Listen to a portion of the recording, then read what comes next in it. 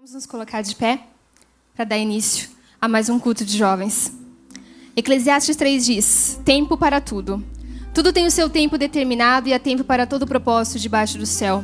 Há tempo de nascer e tempo de morrer. Tempo de plantar, tempo de arrancar o que se plantou. Tempo de matar e tempo de curar. Tempo de derribar, tempo de edificar. Tempo de chorar e tempo de rir. Tempo de prantear e tempo de saltar de alegria. Tempo de espalhar pedras e tempo de ajuntar pedras. Tempo de abraçar e tempo de afastar-se de abraçar. Tempo de buscar e tempo de perder. Tempo de guardar e tempo de deitar fora. Tempo de rasgar e tempo de coser. Tempo de estar calado e tempo de falar. Tempo de amar e tempo de aborrecer. Tempo de guerra e tempo de paz. E hoje é o seu tempo de louvar. Louve ao Senhor e adore a Ele com toda a sua força e com todo o teu coração. Porque só Ele é digno. Só Ele é digno de que você deixe um tempo. Entregue o seu final de semana, o seu sábado à noite e venha até aqui. Só Ele é digno de ter a tua presença aqui, o teu coração entregue diante dEle para louvá-lo e exaltá-lo. Senhor Deus, nós te louvamos, te engrandecemos, Senhor, porque o Senhor preparou esse tempo para nós. Te exaltamos, Senhor, pois Tu és conosco, Pai. Tu, Senhor, tem provado cada um de nós e tem nos trazido até aqui. Em nome de Jesus, Senhor, abençoa cada coração aqui presente, Pai. Abençoa cada alma, Senhor, que está aqui para Te louvar, Te exaltar, Te glorificar com todo o coração. Que o Senhor possa vir procurar, Pai, verdadeiros adoradores. E que o Teu louvor e que a Tua adoração, Senhor, que a adoração a Ti chegue a Ti, Senhor, chegue ao Teu trono, Pai. Em nome de Jesus, que o Senhor possa encontrar corações quebrantados para a honra e glória do Teu nome. Recebe, Senhor, o nosso louvor. Amém. A paz, boa noite, povo de Deus, tudo bem? Amém. Opa, tem jovem triste aqui, hein? Paz do Senhor, boa noite, povo de Deus, amém? Glórias a Deus. Vire para o seu irmão que está do seu lado nessa noite. Vire. Olhe para o rosto dele e fala assim: você está triste? Ou você está alegre? Pergunta para ele assim, ó: você precisa de um milagre? Vira para ele: você precisa de um milagre, Diego? Então, põe a mão no braço dele e diz assim: hoje é noite de tempo de milagre. Você acredita nisso? Você pode aplaudir o nome do Senhor por isso nessa noite? Oh, aleluia! Vamos celebrar o nome dele. Glórias a Deus. Vamos, Senhor, com as palmas.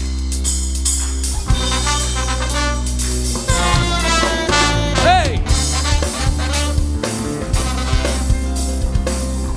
Declare comigo: eu já posso ouvir. Eu já posso ouvir o som que vem do céu. O melhor tempo já chegou. Tempo de milagres, tempo de festa, de festa.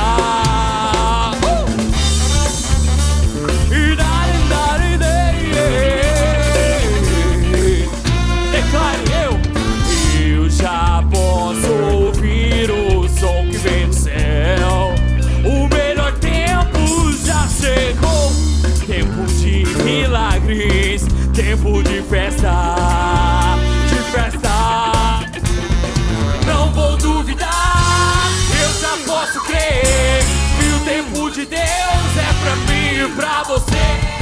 Não vou duvidar, eu já posso crer que o tempo de Deus é pra mim e pra você.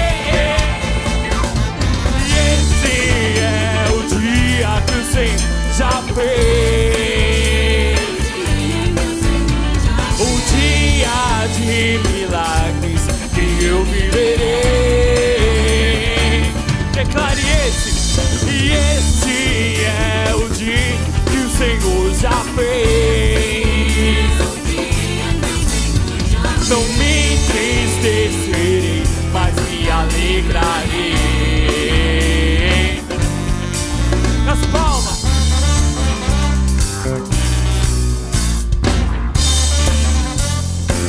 Declare: não vou duvidar, não vou duvidar. E eu já posso crer que o tempo de Deus é pra mim e pra você. Não vou duvidar, e eu já posso crer que o tempo de Deus é pra mim e pra você.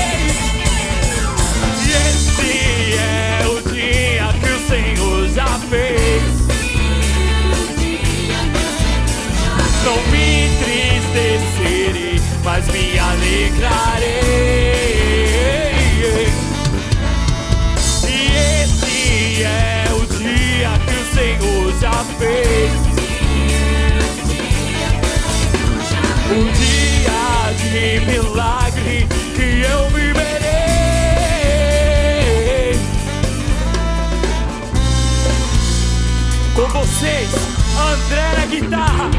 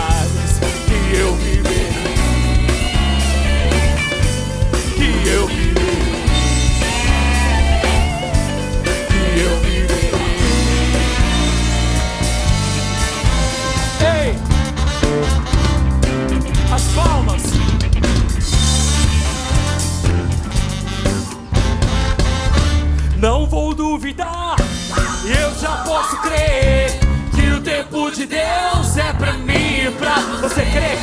Não vou duvidar, cante. Eu já posso crer que o tempo de Deus é pra mim e pra você. Não vou duvidar, não vou duvidar. E eu já posso crer que o tempo de Deus é pra mim e pra você. Não vou duvidar, eu já posso crer que o tempo de Deus é pra nós. E esse é o dia que o Senhor já fez. Não me entristecerei, mas me alegrarei. Pela última vez. Esse é o dia que o Senhor já fez. Dia de milagres que eu viverei, que eu viverei, que eu viverei. Aplauda o Senhor.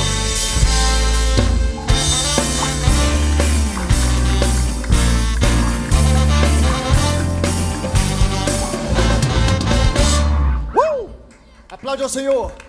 Mais alto. Mais alto. Toda honra, toda glória seja dada ao nosso Senhor e Salvador Jesus Cristo. Quem concorda, diga amém. Amém. Quem concorda, diga amém. Amém. Quem concorda, diga amém. Amém. É isso aí. Vamos cantar Hosana? Hosana é o nosso Senhor, Cordeiro Santo, que vive e reina para todo sempre.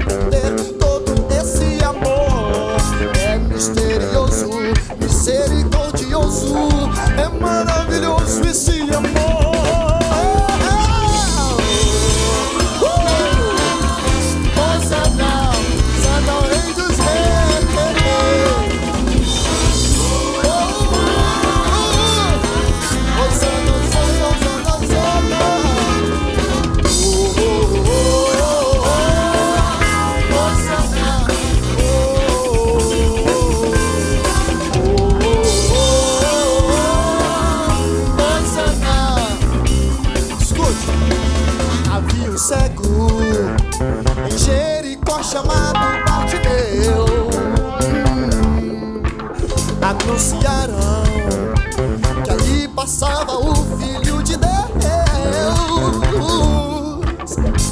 Então ele clamou: Filho de Davi, tenha compaixão de mim.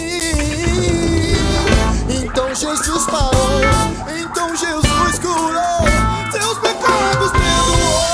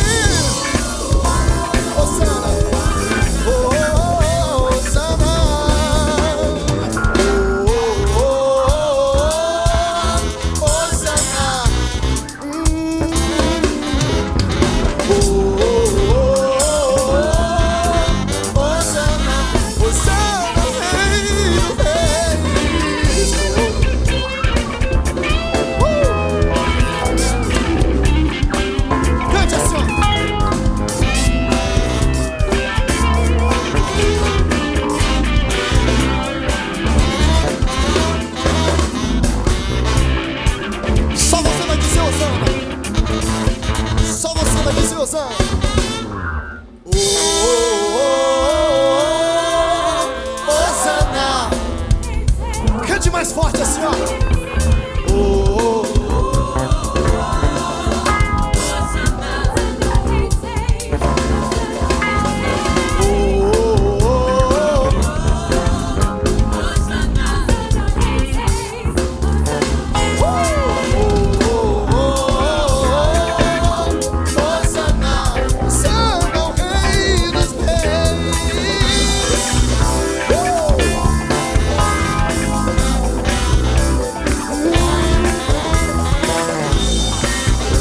Levante a sua mão assim, ó.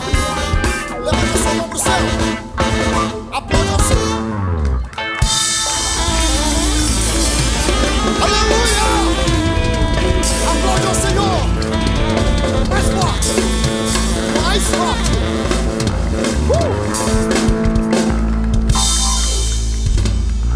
Foi lido aqui agora. Há tempo para tudo. Todo momento foi dado a nós.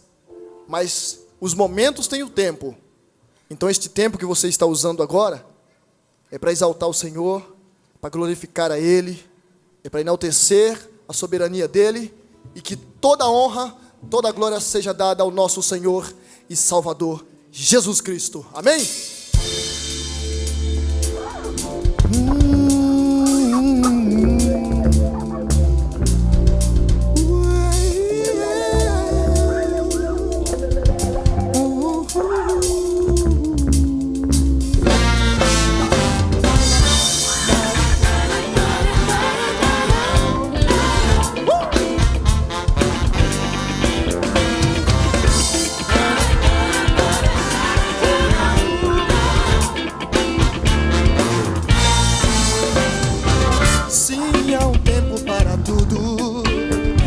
Não vai passar nem antecipar. Se tudo parece perdido, existe alguém que te dá sentido. Eu sei que é difícil, parece impossível acreditar em Deus invisível. Como o vento eu posso sentir tua presença fluir em mim.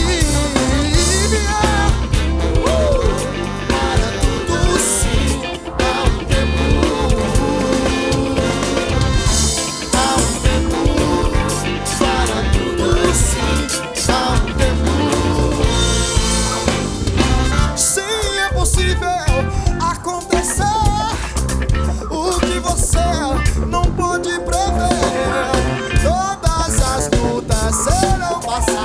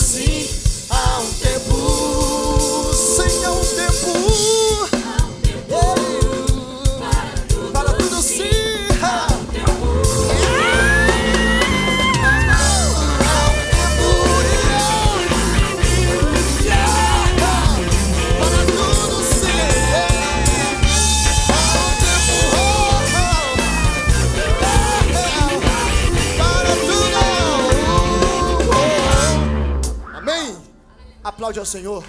Glória a Deus.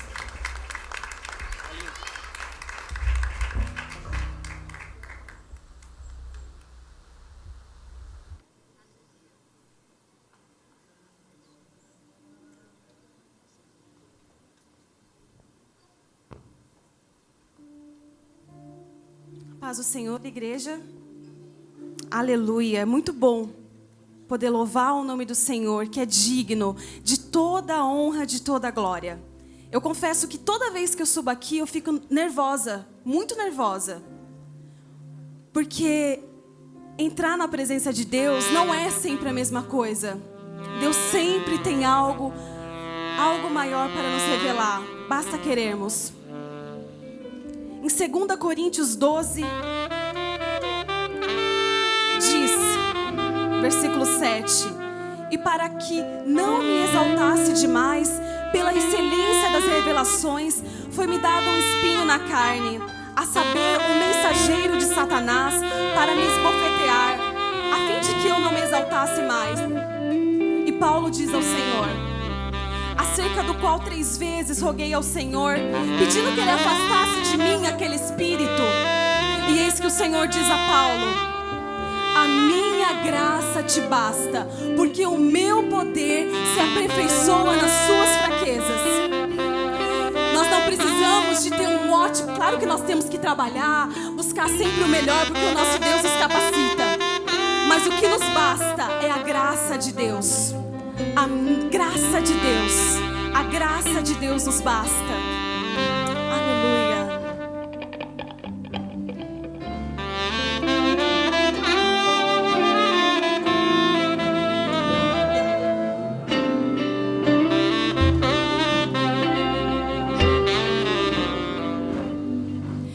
E uma coisa peço ao Senhor,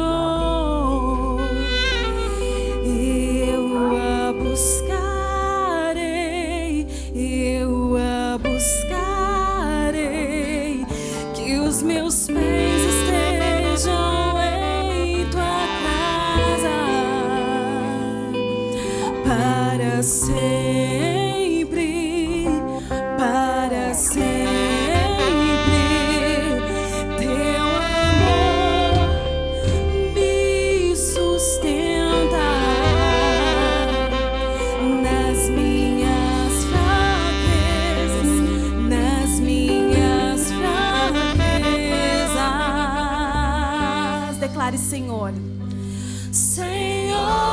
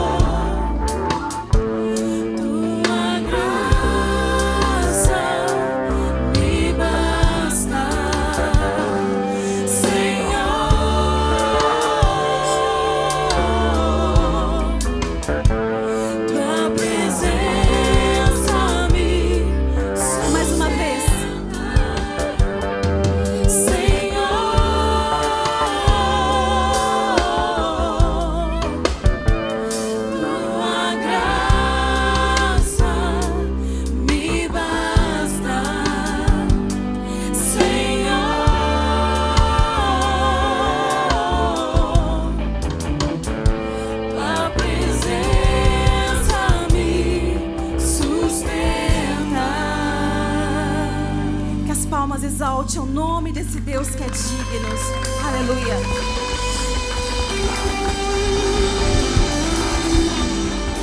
Graças a Deus. Aleluia. Boa noite, paz do Senhor, igreja. É um prazer estar com vocês aqui nessa noite. Estou vendo vários rostos novos, bastante gente bonita. Sejam todos bem-vindos, que é a casa de vocês, tá? Vocês estão sempre convidados para retornar. Todo último sábado do mês, nosso culto de jovens. Mas antes que a gente possa caminhar mais um pouquinho, isso aqui vamos colocar uma voz aqui, que é a voz melhor que todas as vozes, que é a voz de Deus que está contida nesse livro aqui. Só por um segundinho, eu convido vocês a pegarem suas Bíblias, abrirem comigo no livro de Marcos. Logo lá depois de Mateus, antes de Lucas. Grande livro, Marcos. Um ótimo livro para o século XXI, se você... Pequeno pensamento para vocês. Numa era onde é tudo tão rápido, tudo precisa ser tão célere, rápido, resumido, o livro de Marcos é excelente.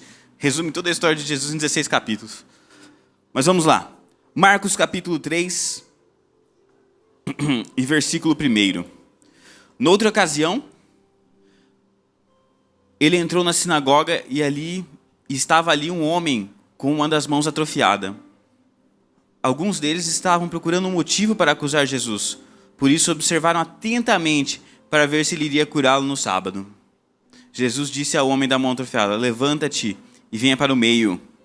Depois Jesus lhe perguntou: o que é permitido fazer no sábado? O bem ou o mal? Salvar a vida ou matar? Mas eles permaneceram em silêncio. Irado, olhou para os que estavam à sua volta e, profundamente entristecido por causa do coração endurecido deles, disse ao homem: estenda a mão. E ele a estendeu, e ela foi restaurada. Então os fariseus saíram e começaram a conspirar com os herodianos contra Jesus sobre como poderiam matá-lo. Eu acho lindo esse pedacinho, esse verso, porque os fariseus, eles buscavam Jesus, eles estavam em todos os lugares onde Jesus estava, mas a única razão pela qual eles estavam lá era para achar um motivo para acusar ele. Era para achar um defeito, algo de errado, uma razão pela qual eles poderiam usar para matá-lo. Mas Jesus, mesmo assim, não impedia que não tinha medo de ter o seu nome sujo, não tinha medo de ser perseguido, não tinha medo de que eles planejassem matá-lo. Ele abençoava as pessoas, ele amava aqueles que estavam necessitados, ele curava os doentes, porque Jesus é maravilhoso e ele está aqui nessa noite. E ele quer realmente tocar nossas vidas, ele quer mostrar esse amor que ele mostrou para esse homem. Porque muitas vezes nós não temos uma mão atrofiada, mas nós temos partes das nossas emoções que estão problemáticas, partes do nosso espírito que estão problemáticas. E Jesus quer estender essa cura para nós nessa noite, em nome de Jesus. Agora, nós vamos fazer uma oração. E se você tem algum tipo de atrofiação, se você acha que você tem algum tipo de atrofiação nas suas emoções, no seu espírito, que você possa levantar isso a Jesus em oração agora. Ele está disposto a te ouvir. Fale com as suas palavras da maneira que você se sentir mais confortável. Mostre para Ele, se apresente para Ele. Ele só está esperando você chamar. Senhor, meu Deus, meu Pai, muito obrigado, Jesus. Muito obrigado por ser tão bom conosco. Muito obrigado por nos amar tanto. Muito obrigado, Jesus, por ter escolhido sofrer a cruz por nossa causa, Jesus. Porque o Senhor podia ter falado: não, eles vão cair, eles vão pecar, eles vão falhar, eu não vou morrer por eles. Mas o Senhor disse: sim, eles vão cair, eles vão pecar, mas eu tenho um plano na vida deles. Eu tenho um propósito para eles. Eu tenho graça para eles. Eu tenho grandes coisas para fazer na vida deles. Eu tenho pessoas para abençoar pelas vidas deles. Então eu vou morrer. Então eu vou encarar esse sofrimento por causa deles. Eles valem a pena. Senhor, que o Senhor possa tocar nossos corações agora, Jesus. Tirar todas as atrofiações, seja na carne, no espírito, na alma, Jesus. Que nós possamos estar plenos, Jesus. Tanto na nossa carne, tanto na nossa alma, tanto no nosso espírito. Plenos diante de Ti, Jesus. Plenos diante do Teu amor, Pai. Plenos pelo Teu amor, Jesus. Muito obrigado, Jesus, por ser conosco, por estar conosco, por não desistir de nós, mesmo diante de todos os nossos erros, Pai Santo. Nos perdoa e nos abençoa nessa noite, Pai. No Teu nome santo que eu oro, Pai. Amém. Agora, vamos...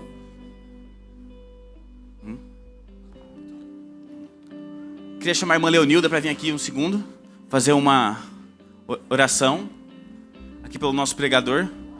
Jonathan. A paz do Senhor para os jovens que estão aqui na nossa igreja e os jovens que estão conectados conosco. Vamos orar, pedir para o Senhor passar o arado no chão duro do nosso coração e que a palavra de Deus venha nutrir o nosso espírito. Oh, aleluia. Senhor Jesus, muito obrigada por essa noite.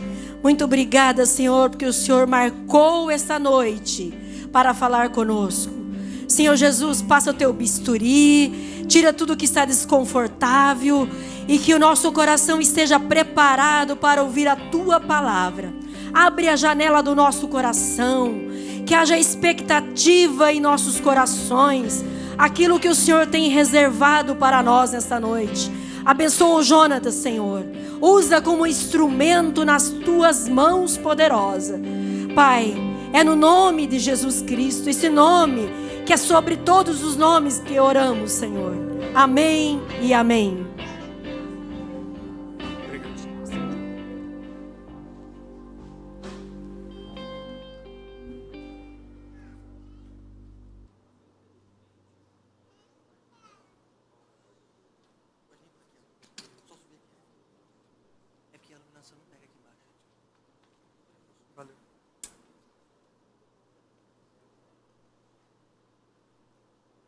Boa noite, meus irmãos. Que a graça e a paz do nosso Senhor e Salvador Jesus Cristo continue presente no nosso meio. Amém? Queria ficar aqui embaixo, mais perto de vocês, mas quem não deixou foi ele. Falou que a iluminação é melhor aqui. Mas vamos lá. Deus nos abençoe. Eu estou muito feliz mesmo de estar aqui com vocês. Agradeço de coração o convite que foi feito. Nem falei para os irmãos sentarem, mas fique à vontade aí. Estou agradecido de coração pelo convite feito. Realmente prazeroso compartilhar a palavra de Deus e aquilo que Ele tem feito nas nossas vidas. E por onde eu tenho ido pregar, a gente sente que Deus sempre está presente. A gente sente que sempre Deus está conduzindo o culto, porque a gente faz isso em louvor, em glória a Ele. E esse é o desejo que tem que estar presente em nossos corações, de que estamos aqui para louvar, para glorificar esse Deus que é maravilhoso. Amém?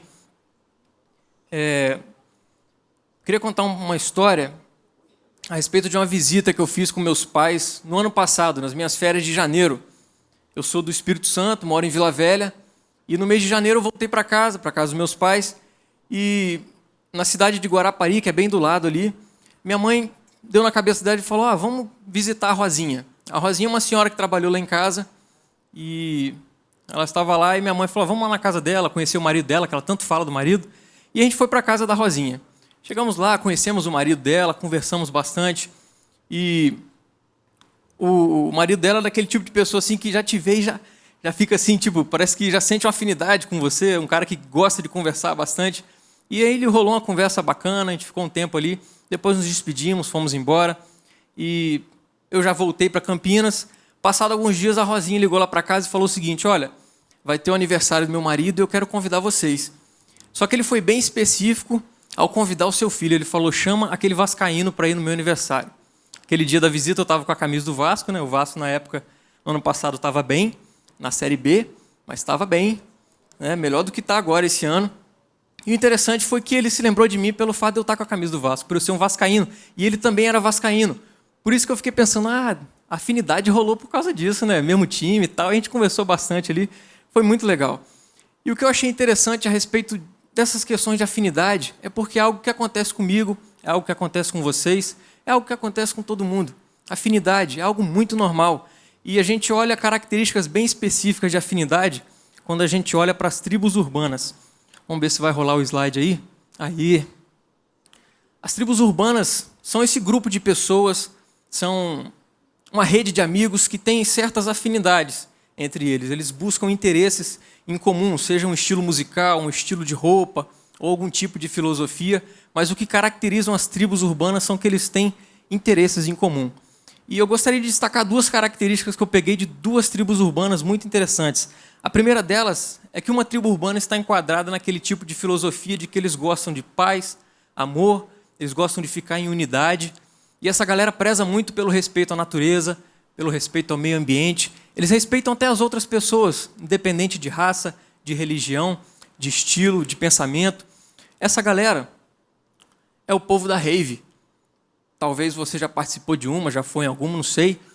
Essa é uma das mais famosas da Tomorrowland. E eles prezam muito por isso.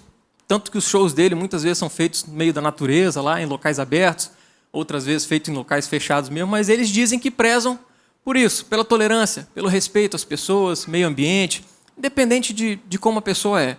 Eu achei interessante isso, eles prezam pela tolerância.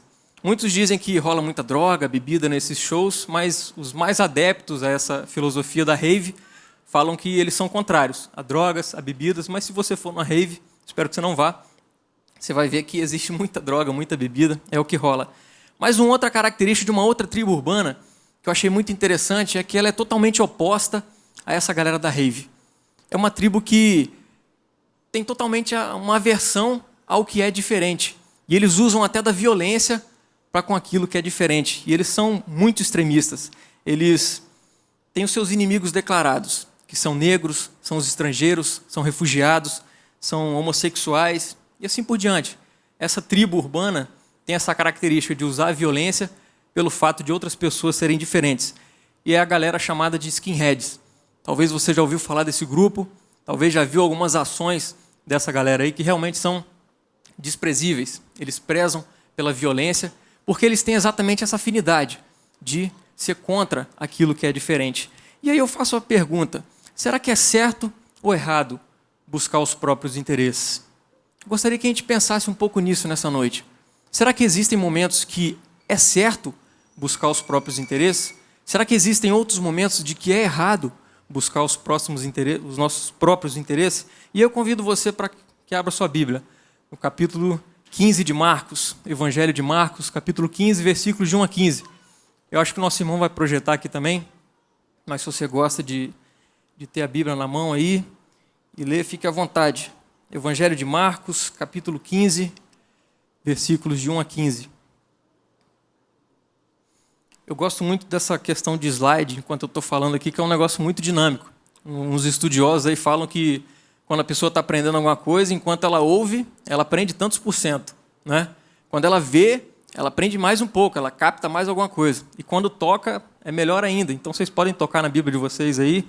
Depois que eu terminar a pregação, se vocês quiserem me dar um abraço lá fora, fiquem à vontade também. O fato é que vamos ler a palavra de Deus. E ela diz o seguinte: de manhã bem cedo, os chefes dos sacerdotes com os líderes religiosos, os mestres da lei, e todos do sinédrio chegaram a uma decisão.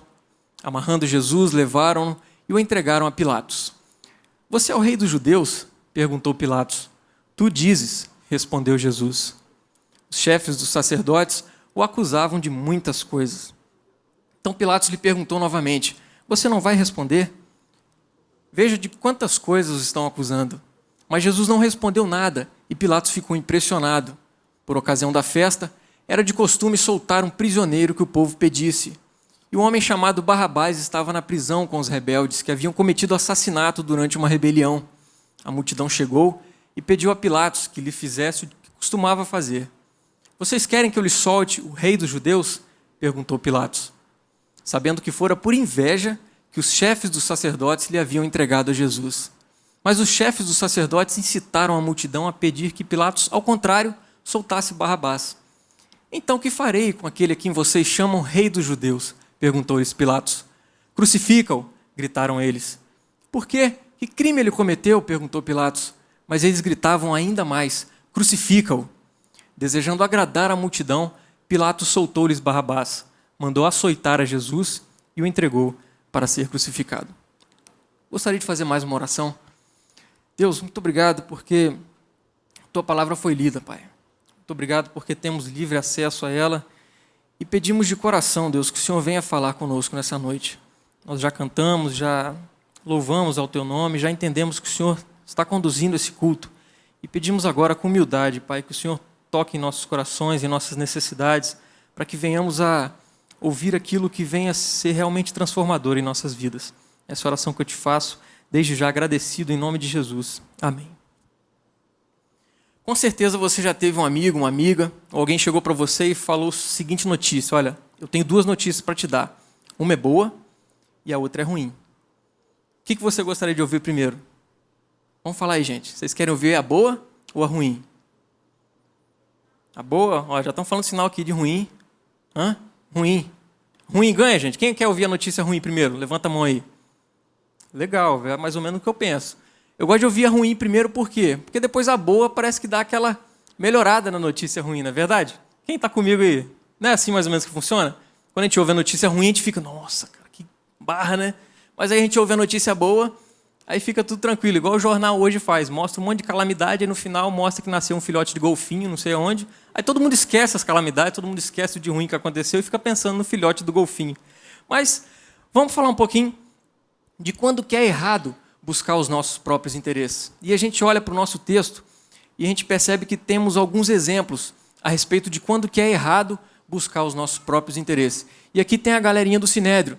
Essa turma aí que, como nós vimos no primeiro versículo, se reuniu para julgar Jesus e foram entregá-lo para Pilatos. Mas o que era o Sinédrio? Era realmente uma turma que tinha essa prerrogativa de praticar julgamentos lá na Judéia. Essa prerrogativa foi dada pelos governadores romanos da Judéia. A gente tem que lembrar que o povo de Israel estava dominado pelo Império Romano e alguns governadores da Judéia deram essa prerrogativa aos líderes ali do Sinédrio de fazerem esses julgamentos. O Sinédrio era composto por 71 pessoas. Eles eram escribas, eram os mestres da lei, eram pessoas da família dos sumos sacerdotes, então eram pessoas muito importantes. E, principalmente, eram pessoas que conheciam as Sagradas Escrituras. Eles conheciam a palavra de Deus de frente para trás, não importa a ordem, e eles conheciam muito a palavra de Deus. Só que a gente vai ver que eles não colocavam muito em prática aquilo que eles aprendiam a respeito da palavra de Deus. Eles tinham, então, essa prerrogativa de julgar algum caso que acontecesse no meio deles, e o que aconteceu com Jesus foi o seguinte: eles julgaram e falaram o seguinte: não, a gente vai matar mesmo esse tal de Jesus, porque a gente não concorda com o que ele está falando aqui. E se caso acontecesse uma pena dessa, essa pena de morte que foi dada para alguma pessoa, eles tinham que entregar para o procurador romano, para ele dar o aval, para ele falar, não, beleza, vocês querem matar, vai ter que passar aqui por mim, para eu confirmar se a sentença vai ser dada ou não. E foi o que esses caras fizeram. Eles levaram Jesus para Pilatos. Eles queriam a morte de Jesus, eles já tinham decidido por isso, portanto, estavam entregando agora para que Pilatos desse o julgamento final. E o interessante é que, se você for olhar os versículos anteriores ao texto que a gente leu, se você for comparar também com versículos dos outros evangelhos, de Mateus, Lucas e João, você vai perceber que o julgamento que foi feito pelo Sinédrio, na pessoa de Cristo Jesus ali, foram acusações com questões religiosas. Eles chegaram e pensaram, olha, como é que uma pessoa pode se declarar sendo o próprio Deus? Porque Jesus afirmava ser o próprio Deus. Eles não entendiam isso. Como que um cara do nada vem aqui e fala que é o próprio Deus? E ainda Jesus, certo momento, ele chegou no meio do templo, estava vendo aquela bagunça de comércio rolando solto lá no templo, ele dá uma chicotada em todo mundo, ele derruba aquelas barracas e ele fala, olha, a casa do meu pai é casa de oração, não é para ser feito esse comércio aqui. E eles ficam bolados com aquilo porque eles ganhavam dinheiro com aquilo, eles lucravam com aquilo. Mais uma vez acusavam Jesus de questões religiosas. Poxa, esse cara está impedindo a gente aqui de vender os bezerros, de vender as pombinhas que eram usadas nos sacrifícios. Mas a ideia de Jesus não era essa. Ele sabia, ele conhecia o coração daquelas pessoas. Sabia que aquele comércio estava sendo feito apenas para enriquecer cada uma daquelas pessoas. E ainda quando Jesus fala que ia derrubar o templo e reedificar em 3 dias, eles ficaram mais loucos ainda. Como que pode derrubar um templo que a gente levou anos para construir e depois ele reedificar em 3 dias? Isso não existe. Eles ficaram mais bolados ainda. Mas eles, como mestres da lei, como escribas, como pessoas conhecedoras das Escrituras, eles não se atentaram para o fato de que Jesus estava falando das profecias, de que Jesus estava falando dele mesmo, de que ele seria sepultado e que ao 3º dia ele iria ressuscitar. Só que pensa comigo, Pilatos não tem nada a ver com isso. Ele não tem nada a ver com as questões religiosas que estavam acontecendo no meio do povo judeu. Primeiro porque ele tinha outra cultura. Ele servia outros deuses, ele não estava nem aí para o Deus de Israel. E segundo, ele não estava nem aí para o povo de Judá, para o povo de Israel. Ele queria mais que o povo se lascasse, porque ele estava longe da sua terra, ele queria voltar para a sua pátria, mas ele estava ali como um representante de Roma. Então ele tinha que fazer com que não houvessem rebeliões ali. Só que para o Sinédrio levar Jesus para Pilatos, eles não podiam apenas levá-lo com acusações religiosas. O Sinédrio agora tinha que fazer acusações políticas, para Pilatos entender, agora acusação política, se está sendo contra Roma, beleza, vamos acusar esse Jesus. E o Sinédrio faz o seguinte, olha, esse Jesus é um bagunceiro, baderneiro, ele está pensando apenas em revolução. E aí, opa, passou um pouco aí. Esse Jesus está pensando apenas em revolução. Ele não quer, ele está dizendo que é rei dos judeus. E aí Pilatos começa a pensar, peraí, mas rei, aqui quem é o imperador é César. Não é esse tal de Jesus. Só que Pilatos ele percebe que Jesus era inocente naquela situação. O texto que a gente leu deixa isso bem claro, que Pilatos, por mais que ele também buscasse os seus próprios interesses de alguma forma, ele pensou, não, Jesus é inocente, ele não está respondendo a nada aqui. Tanto que ele fala, olha, você não vai responder a nada do que eles estão te acusando, não vai responder nada, você está vendo tantas acusações que estão sendo feitas para você. E aí a gente começa a perceber que acusações políticas também não fazem sentido para Pilatos. Eles acusam Jesus de ser rei, eles acusam Jesus de que as pessoas não deveriam mais entregar impostos para César, eles acusam Jesus de ser um cara revolucionário, um cara sedicioso. O que é sedição? Palavra esquisita, né? Quem costuma aí arriscar? O que seria sedição? Não é aquilo que o Miguel faz com as menininhas no colégio, não. Aquilo é sedução, Miguel. Não adianta se esconder, não, filho. Sedição, gente, é um ato de rebelião. É um ato diretamente contra um governo. É um atentado contra o governo. Isso é sedição. E esse povo do Sinédrio estava acusando Jesus de realmente ser um cara sedicioso, um cara revolucionário que queria o fim do Império Romano. Mas não era isso que Jesus queria para aquele povo. E a gente começa a perceber que essa turma do Sinédrio buscava os seus próprios interesses exatamente porque eles estavam com inveja, com egoísmo em seus corações. E a gente começa a perceber isso pelas atitudes deles. A gente percebe que eles eles entregaram a Jesus e praticaram injustiça, eles perverteram os fatos, eles inventaram mentiras a respeito da pessoa de Jesus. Isso tudo porque os seus corações estavam cheios de inveja, seus corações estavam cheios de egoísmo, exatamente pelo fato de que eles estavam frustrados com aquele que se dizia ser o Messias, mas que não era o Messias que eles esperavam. Eles esperavam um Jesus que viesse na ostentação, um Jesus que já viesse numa família rica, uma família poderosa, para que ele realmente tivesse o título de rei. Eles esperavam um Jesus que já viesse com uma coroa, um cordão de ouro, anéis de ouro nos dedos, aqueles anéis até com um nome assim, né? Jesus Cristo do outro lado. Teria que ter 6 dedos, né, para fechar o Cristo, mas não importa. Eles achavam que Jesus viria já na ostentação, aquele cara que revolucionaria a política da região ali e que realmente mudaria a situação de vida do povo judeu, que tiraria o domínio do Império Romano e mudaria a qualidade de vida daquele povo. Eles ficaram frustrados quando viram que Jesus não era aquilo que eles esperavam. Ficaram frustrados, tiveram inveja em seus corações, mais ainda porque eles se viram perdendo espaço para aquele Jesus que cada vez mais agregava multidões para si, por causa das curas, por causa dos milagres, por causa da multidão que ele alimentava, tanto fisicamente quanto espiritualmente. Eles tinham inveja de Jesus e pelo egoísmo em seus corações eles não queriam perder o espaço que eles tinham anteriormente, porque eles eram os mestres da lei, eles eram os caras que sabiam de tudo. Só que Jesus ia diretamente contra eles e falava, olha, vocês criticam tantas pessoas, vocês se acham o máximo, vocês acham que sabem de tudo, criticam os outros, vocês olham o cisco que está no olho do irmão, mas não conseguem enxergar a trave que está no olho de vocês. Ou seja, vocês também pecam, vocês também erram. Não somente as outras pessoas, mas vocês também falham. E eu vim aqui para mostrar isso para vocês, que não existe salvação somente nos atos que vocês praticam. A salvação está em mim. E eles começaram a se frustrar. Eles começaram a se preocupar porque aquele Jesus não era o Messias que eles esperavam. Mas nós temos outros exemplos de pessoas que buscaram os seus próprios interesses de forma errada. Pilatos é uma dessas pessoas. A gente vê que no julgamento que foi feito ali com Jesus, ele buscava apenas os seus próprios interesses. O texto de Marcos, que a gente leu, deixa isso bem claro. E se a gente for olhar outros textos das Escrituras, por exemplo, no Evangelho de João, vai falar que Pilatos era um cara orgulhoso. O Evangelho de Lucas vai dizer que ele era um cara cruel. E agora no Evangelho de Marcos ele diz que ele buscava apenas os seus próprios interesses. Como já falei antes, Pilatos era um cara que estava ali representando Roma. Ele era um procurador romano na cidade da Judéia. Ele estava ali para conter rebeliões. E ele sabia que se ele não tomasse uma atitude com relação àquele julgamento de Jesus Cristo, alguma rebelião poderia acontecer. Algo grave poderia surgir dali. E ele estava ali realmente para abafar essa rebelião. E é o que ele tenta fazer, apesar dele ver que Jesus era inocente. A gente percebe que no versículo 15 ele fala, para contentar a multidão, Pilatos entrega Jesus para ser crucificado. Manda açoitarem Jesus e o entrega para ser crucificado.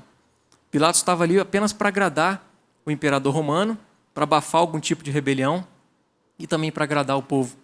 Talvez Pilatos fosse um cara mais característico da rave, um cara mais da tolerância. Ó, vocês não mexem com o Império Romano, eu também não mexo com vocês, então pode mandar Jesus ser açoitado. E a gente percebe o Sinédrio como sendo aqueles skinheads, aqueles que são totalmente contrários ao que é diferente, porque eles estavam frustrados quanto à pessoa de Jesus. E a gente começa a perceber que o povo também tinha atitudes egoístas, tinha atitudes invejosas, eles buscavam seus próprios interesses, exatamente porque, enquanto Jesus estava realizando curas, milagres, estava tudo de bom para o povo. Jesus estava ali sendo o máximo para eles, e para eles estava tudo bem. Mas a partir do momento em que Jesus começou a mostrar a realidade do reino de Deus, isso mudou. A partir do momento em que o Sinédrio começou a incitar esse povo para que Barrabás fosse solto e Jesus fosse crucificado, esse povo nem se lembrou mais dos milagres de Jesus. Esse povo não se lembrou mais de que Jesus estava alimentando multidões. E esse povo grita, crucificam, crucificam. Apesar de Pilatos perguntar mais uma vez, vocês querem que eu solte o rei de vocês? Eles gritam, não, solte Barrabás, crucifica a Jesus.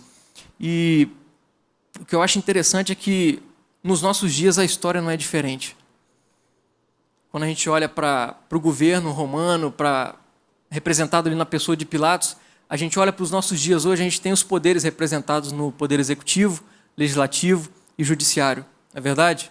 A galera do direito aqui sabe disso, quem também não é da área do direito também sabe que existem esses três poderes.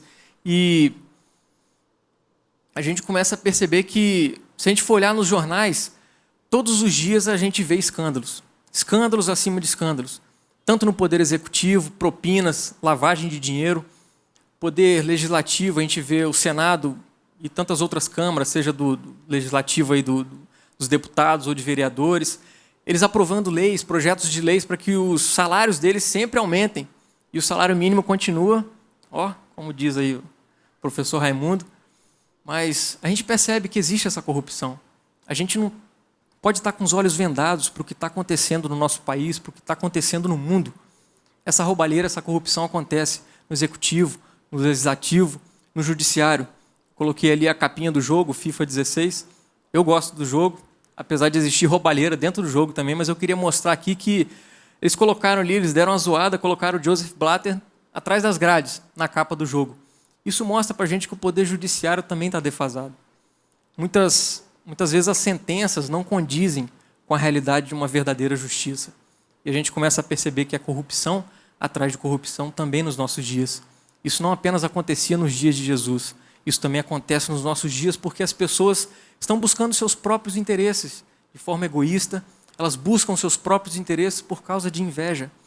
E assim como no Sinédrio, a gente percebe que líderes religiosos nos nossos dias têm pregado uma teologia que é totalmente diferente daquilo que a Bíblia fala. Uma teologia da prosperidade, algo que você está no controle, não Deus. Eu achei interessante que é o que a gente veio cantando desde o início aqui, né? As coisas têm o tempo certo, e o tempo certo é o tempo de Deus. A gente precisa saber esperar no tempo de Deus. A gente não pode mandar em Deus, como essa galera da teologia da prosperidade ensina. Eles dizem que, olha, se está acontecendo alguma coisa errada na sua vida, é porque você está em pecado. Ou porque você não está entregando dízimo na igreja. Eles espalham um evangelho de que Deus te abençoa com base em trocas. Isso não existe. Deus nos abençoa apenas por causa da graça. É pela graça de Deus que nós somos abençoados.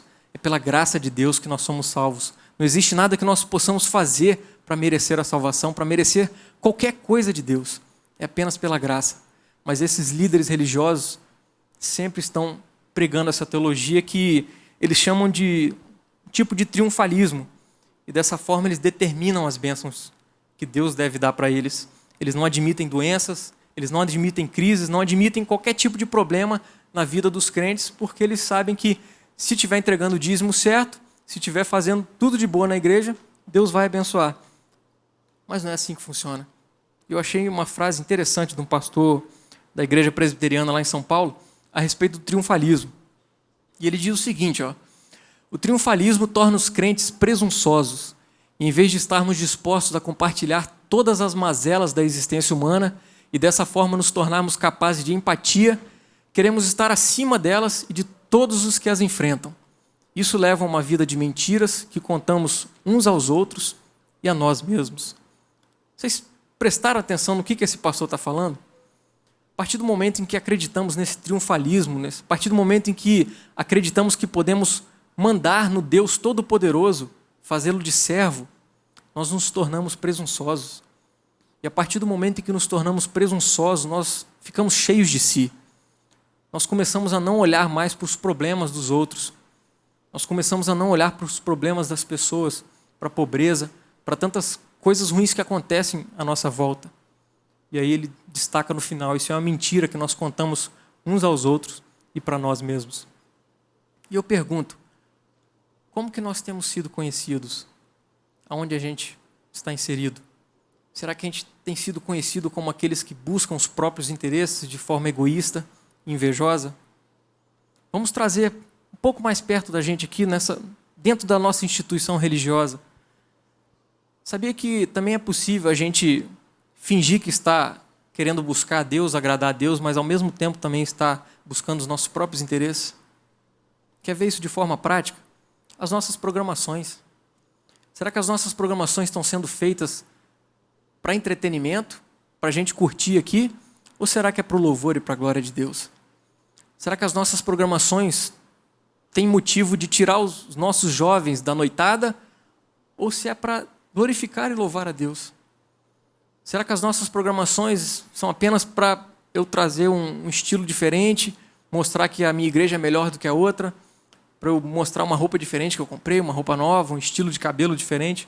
Será que é só para isso que a gente vem aqui, gente? Ou a gente vem realmente para louvar, para glorificar a Deus? Uma outra área que pega muito na gente é a questão do louvor. Será que a gente está louvando a Deus? Será que a gente toca e canta dando o nosso melhor para que os outros vejam que a gente sabe o que faz? Ou será que a gente realmente está agradando a Deus com o nosso louvor, exercitando os nossos dons que são feitos, dados por Deus para que o exercitemos em comunidade, para que sejamos bênção na vida uns dos outros? Qual a intenção do nosso coração? E agora eu me chamo a atenção, será que eu estou aqui na frente pregando para mostrar que eu sou um bom orador? O que eu não sou, na verdade?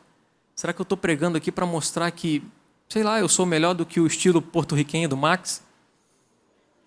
Será que eu estou querendo aparecer de alguma forma aqui na frente? Qual o desejo do meu coração? Qual o desejo do nosso coração em estar aqui presentes? Será que estamos buscando louvar a Deus acima de todas as coisas, glorificá-lo por tudo que Ele tem feito em nossas vidas? E eu levo um pouco mais adiante. A nossa modernidade tem sido conhecida por muitos filósofos, muitos sociólogos, como sendo uma modernidade líquida. O que isso quer dizer? Não existe mais solidez. Isso é bem prático, quer ver?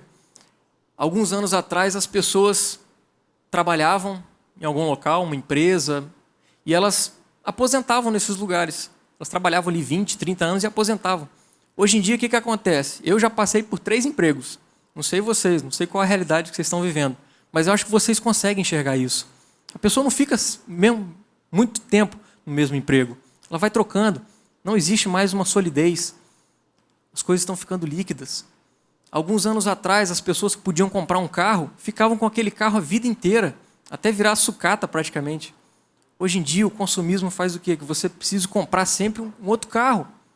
Os carros parecem que estão se quebrando sozinhos, você precisa sempre comprar um melhor. E aí vai, com celulares, com computadores, a gente está sempre precisando do melhor e a gente sempre vai trocando. Eu já troquei de celulares várias vezes, por besteira, por consumismo. E aí isso afeta os nossos relacionamentos da mesma forma. A modernidade líquida faz com que os nossos relacionamentos sejam líquidos, que não tenham a solidez que existiam no passado.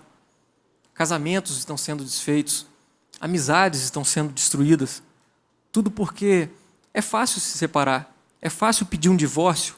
Muitas vezes, se for consensual, você não precisa nem ir no juiz mais, no cartório você já faz tudo certinho. Se a mulher não estiver agradando mais, eu posso trocar por uma novinha. Isso vai passando de geração a geração. Os relacionamentos vão se tornando líquidos. As amizades não têm mais a mesma solidez. Cadê aquela afinidade? Cadê aquela essência que tinha antigamente? Isso os sociólogos estão percebendo. E o que a igreja está percebendo no seu meio? Será que ela também está atenta para essa realidade?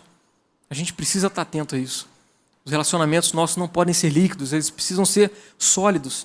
E é interessante, uma filósofa que sempre contribuiu na minha vida, a minha mãe, ela diz o seguinte: a pessoa só serve enquanto serve, porque quando não servir mais, ela não serve.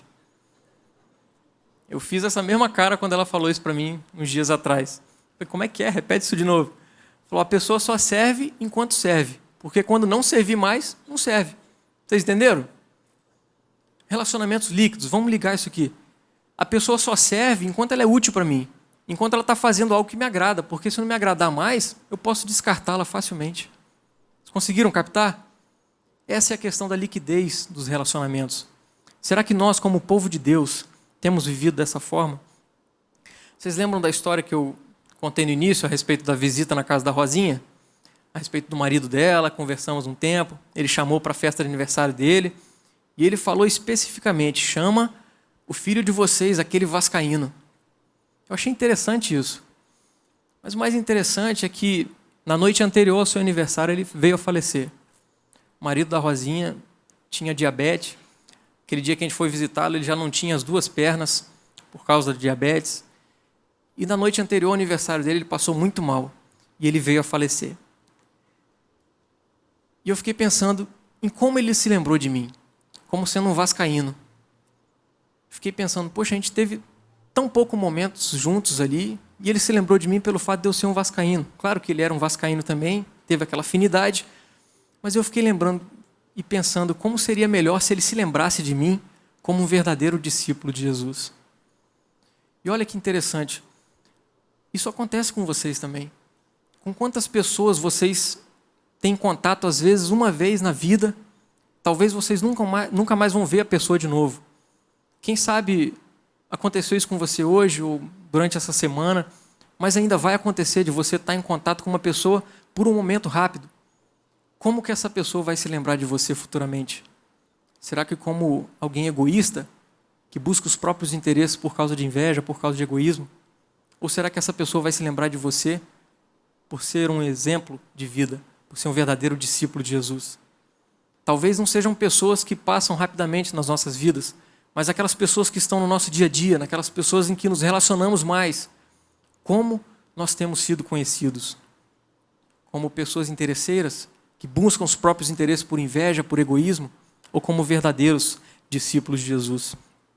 É importante a gente fazer essas perguntas e analisar a nossa própria vida, porque como igreja, como corpo de Cristo, nós temos uma missão nesse mundo, que é fazer discípulos. E o próprio Jesus foi bem enfático quando ele disse, portanto, vão e façam discípulos de todas as nações, batizando-os em nome do Pai, do Filho e do Espírito Santo, ensinando elas a guardar todas as coisas que eu vos tenho deixado. O próprio Jesus coloca essa característica de intencionalidade nas nossas atitudes, de fazer discípulos. Ele diz, vão e façam discípulos. Não é se der, façam discípulos, é vão e façam discípulos. Existe esse caráter de intencionalidade. A nossa vida como pessoas que creem no Evangelho, existe essa necessidade de fazer discípulos, de trazer as pessoas para um relacionamento conosco. E nesse relacionamento não pode haver liquidez, tem que existir a solidez. E para trazer essas pessoas, Jesus é bem enfático, batize-as em nome do Pai, do Filho e do Espírito Santo, indicando o quê? Esse transporte para a família da aliança, exatamente para esse relacionamento onde vai haver solidez, porque é o Pai, o Filho e o Espírito Santo que consolidam essa família.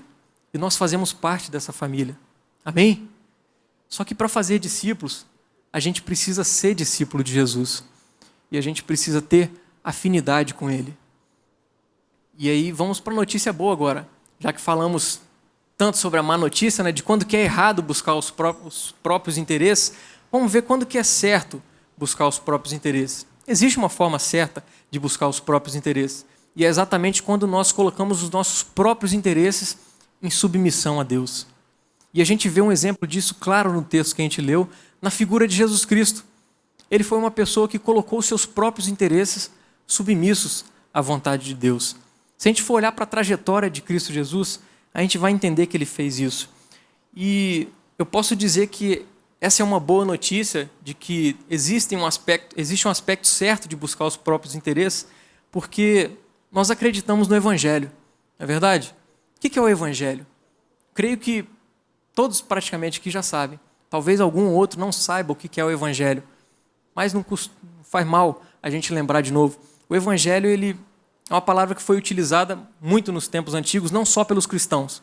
Não é a palavra gospel, não é algo só do meio crente. Ela era utilizada antigamente por outros povos gregos, no caso, os povos romanos, exatamente quando dizia respeito à família real. Quando algo de bom acontecia com a família real, eles tinham o Evangelho, que era o quê? A boa notícia daquilo que estava acontecendo na família real. Poderia ser o nascimento de um herdeiro, filho tão esperado que herdaria o trono, ou uma batalha vencida pelo rei com seus exércitos. Que notícia melhor do que essa para a família real, para um reino em todo sentido? Nasceu um herdeiro, ou vencemos a batalha, vai acontecer a paz agora no reino. O Evangelho era isso, era essa boa nova, a boa notícia de que algo bom aconteceu. E os cristãos pegaram essa mesma palavra, naquela época eles eram feras em contextualização e falaram, olha, o Evangelho do reino de Deus é a boa notícia do reino de Deus, daquilo que Deus está fazendo no mundo, no nosso meio. E eles começaram a perceber que isso é a realidade. Isso era a realidade na pessoa de Cristo Jesus, porque o Evangelho do reino de Deus diz respeito ao nascimento de um herdeiro, que é Jesus Cristo. E a gente olhando para a trajetória dele, a gente começa a perceber que isso é verdade. E a gente tem que tirar da nossa cabeça aquele romantismo a respeito do nascimento de Jesus.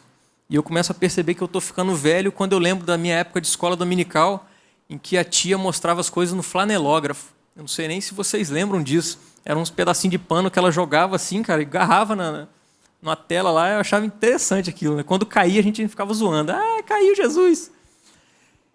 E quando a gente vê aquilo, eu ficava lembrando, cara, eles botam Jesus ali naquele local bonitinho, né? Um curralzinho, com as ovelhinhas, o gadozinho.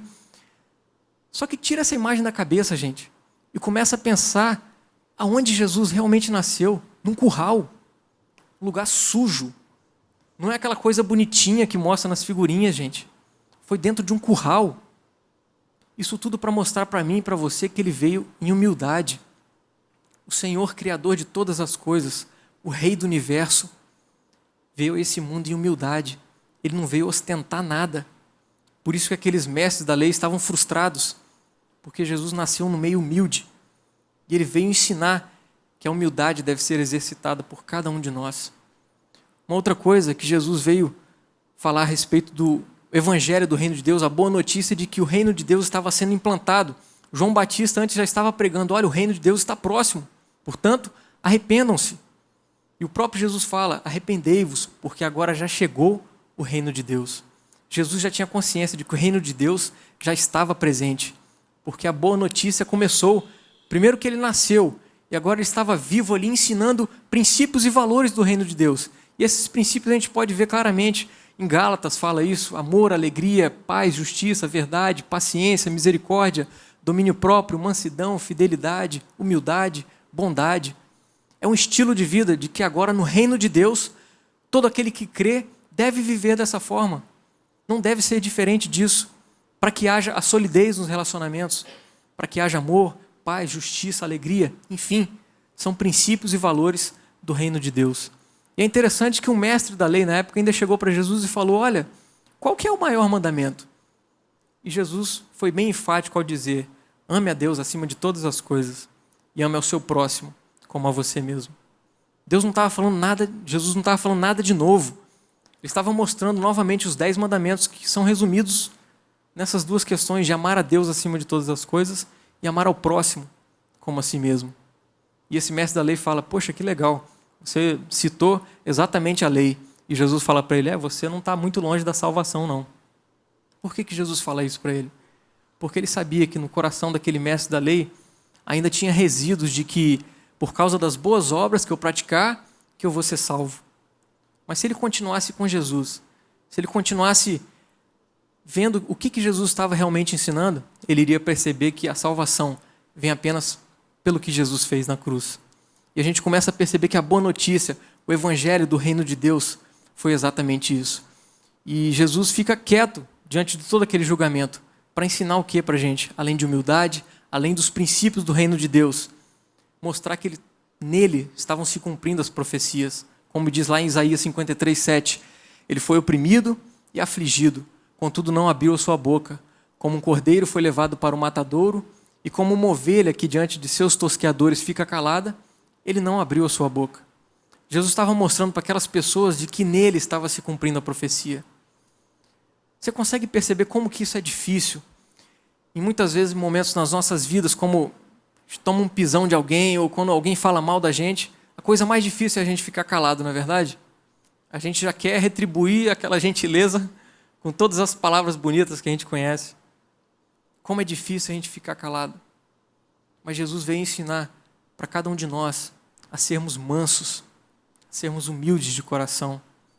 Apesar de tudo aquilo que pessoas falam de nós por sermos cristãos, é preciso mostrar para as pessoas que nós temos um estilo de vida diferente, que nós somos mansos, nós sabemos trabalhar os princípios e os valores do reino de Deus, não porque nós somos bons, mas porque estamos submissos ao Pai. Quando Jesus fala para amarmos a Deus acima de todas as coisas e ao próximo como a si mesmo, Ele quer nos ensinar que a partir do momento em que amamos a Deus e somos submissos a Ele, nós podemos buscar os nossos próprios interesses, porque eles estão submissos a Deus, o Pai. Por isso que nesse aspecto é certo buscar os próprios interesses, a partir do momento em que as minhas vontades estão submissas a Deus. E a partir desse momento que eu estou submisso a Deus, eu consigo servir ao meu irmão, eu consigo enxergar a necessidade dele, nossos relacionamentos ficam sólidos, eu consigo ajudá-lo da melhor maneira possível. Só que o evangelho do reino de Deus ainda traz uma notícia melhor ainda, que é a respeito da morte de Jesus, uma batalha que foi vencida na cruz, onde Jesus Cristo venceu o pecado. Se para uma família real o evangelho significava isso, uma boa notícia de nascimento de um herdeiro, de uma batalha vencida, para nós, como participantes do reino de Deus, isso tem que ser melhor ainda, porque os nossos pecados foram totalmente esquecidos na cruz. Jesus Cristo venceu essa batalha por nós. Nós que não merecíamos isso, conquistamos a redenção dos nossos pecados através da morte de Jesus na cruz. Você consegue entender a intensidade disso? Você consegue visualizar quão doloroso foi para Cristo Jesus fazer isso? Porque em submissão ao Pai, Ele deixou o seu interesse de lado, Ele falou: Pai, se possível, passa de mim esse cálice, mas contudo seja feita a tua vontade, não a minha. A partir daquele momento, o interesse de Jesus Cristo foi estar submisso ao Pai, foi fazer a vontade do Pai. E Jesus morre na cruz em nosso lugar. Tanto no lugar daquelas pessoas naquela época, quanto no nosso lugar, quanto no lugar das pessoas que ainda vão nascer. Isso abrange toda a humanidade, isso é que é perfeito, isso é que é maravilhoso no Evangelho. Essa boa notícia de que, se fosse por nós mesmos, nós não iríamos conseguir nada nessa vida, porque nós sempre pensamos em buscar os nossos próprios interesses, de forma egoísta, de forma invejosa. Mas Jesus Cristo não foi nada disso.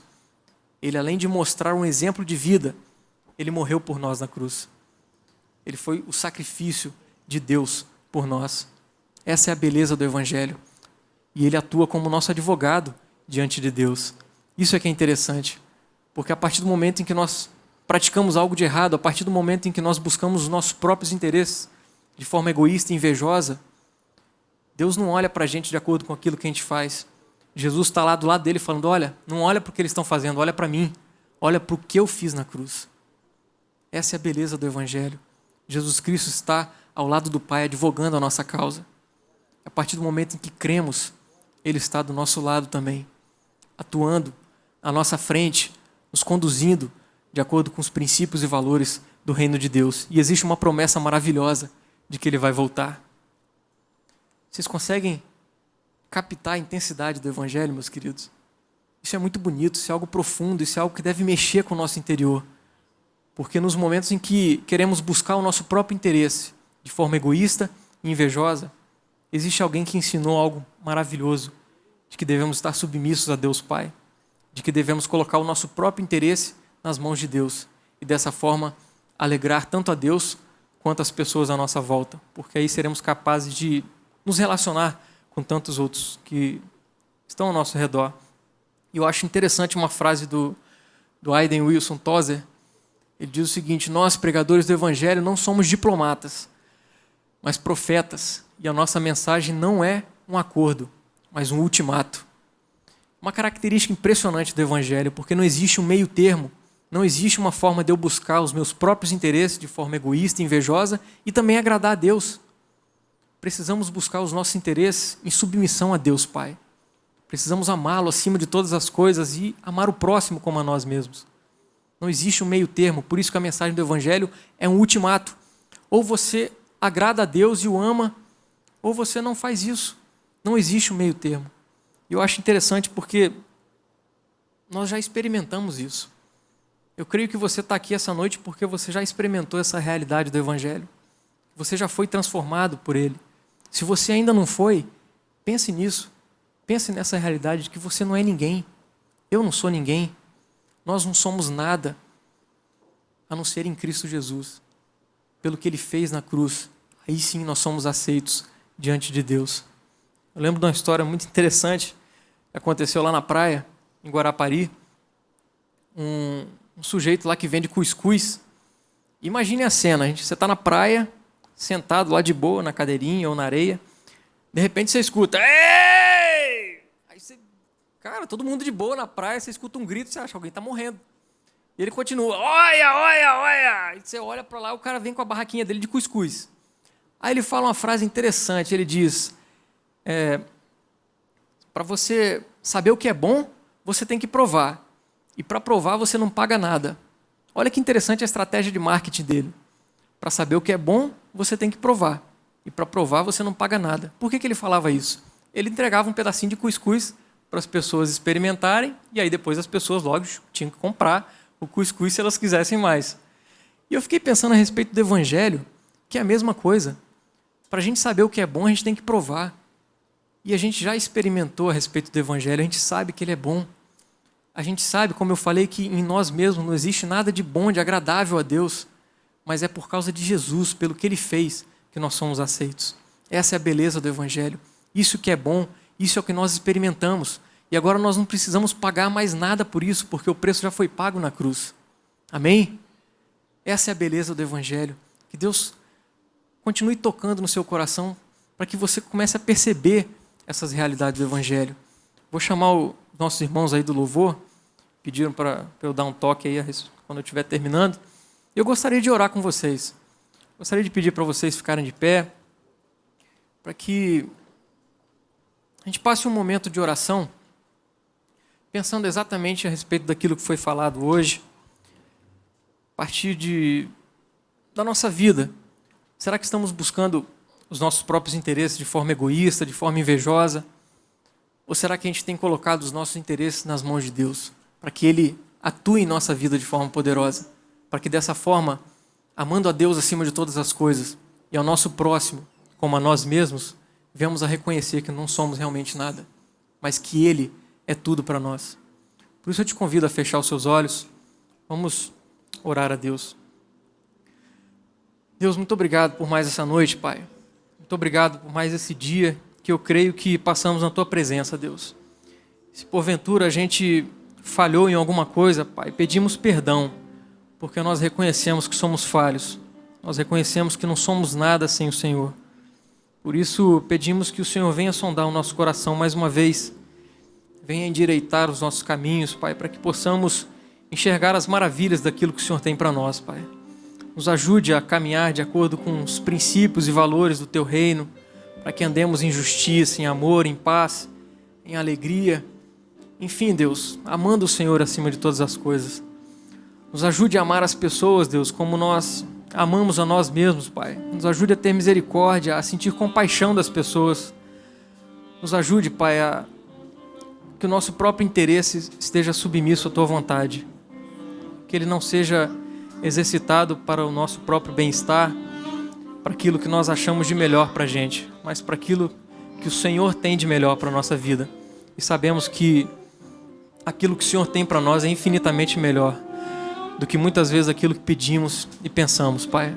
Por isso eu te peço, continue atuando em nossas vidas, Deus, que a Tua graça, o Teu amor, a Tua bondade continuem presentes para que sintamos o Teu amor, para que experimentemos a cada dia aquilo que nós já vimos que é bom a respeito do Teu Evangelho, Deus. Muito obrigado, Pai, por tudo aquilo que o Senhor já fez em nossas vidas, por tudo aquilo que o Senhor ainda fará. Em nome de Jesus. Amém.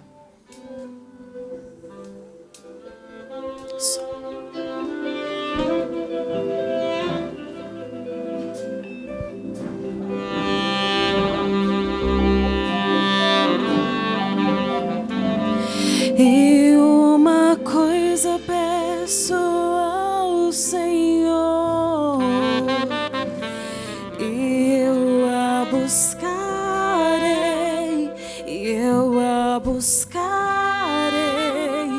que os meus pés estejam em tua casa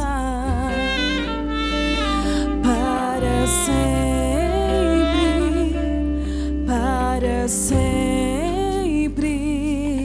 Teu amor me sustenta nas minhas fraquezas, nas minhas fraquezas.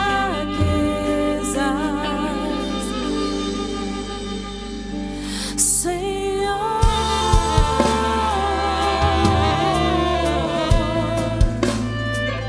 tua graça me basta. Senhor,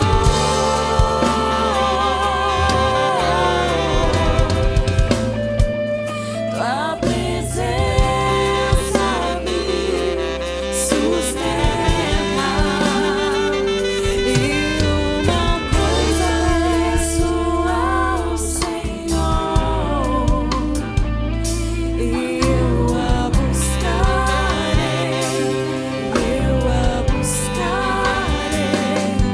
que os meus pés estejam em tua casa para sempre, para sempre. Teu amor me sustenta nas minhas fraquezas, nas minhas fraquezas. Senhor,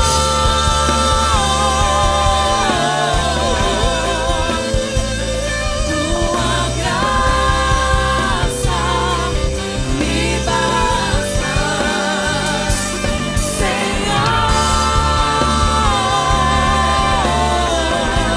Senhor, tua presença me sustenta. Senhor,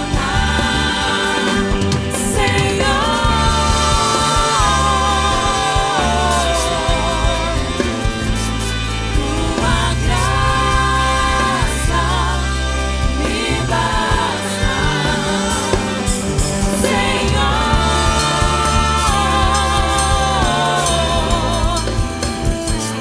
tua presença me sustenta.